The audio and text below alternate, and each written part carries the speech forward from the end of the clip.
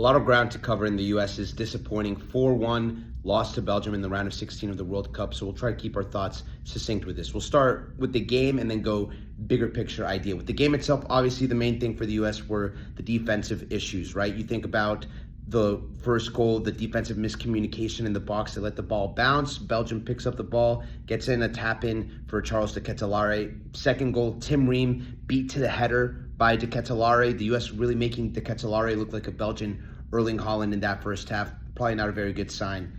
But obviously the goal that everyone's going to remember is the third goal. Matt Freese, hard to really explain what he was thinking out there. It would seem like a routine play for a goalkeeper. He comes out, and you think he's either going to boot the ball back up the field or he's going to take a touch play to one of his defenders. Instead, it looks like he second guesses himself, and then he does what you can't do in that situation, play the ball back into danger. He should have felt the pressure again from de Ketelaere right there. Instead, as he tries to play it back, de Ketelaere deflects it back towards one of the Belgian players who ends up scoring the third goal. And then it was really hard for the U.S. to recover from that, even though they had done well to get themselves back in the game with the Malik Tillman free kick goal. The other thing from this game, obviously one of the big talking points going into it, was Folarin Balogun being able to play after FIFA suspended his one-match ban. I don't think you can say that the U.S. played worse with Balogun on the field, but I think you can say that him being available for this game energized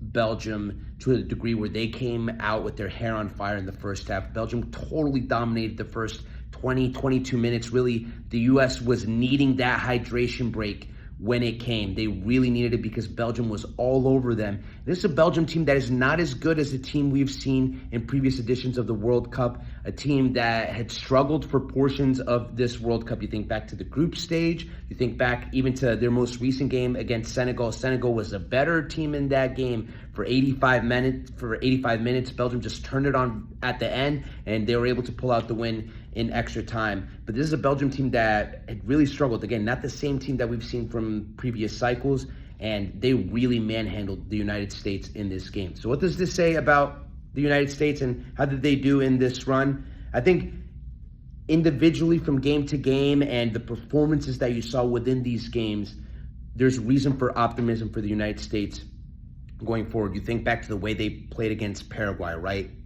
Attractive style of soccer, going forward, attacking with numbers, scoring goals. Mauricio Pochettino really made this team exciting, not just for U.S. fans to watch, but even, I think, for neutral fans to watch. But at the end of the day, the results are what matter. And when someone in 20 years goes back and looks up U.S. World Cup history, it's not going to talk about the exciting style of play that they played in this World Cup. It's going to show a round of 16 exit, just like it shows for 2022, 2014, and 2010. So there's a measure that you have to look at this run with and say, yes, they played well in the group stage. They got a knockout stage win. But this is also an expanded World Cup. In previous editions, the U.S.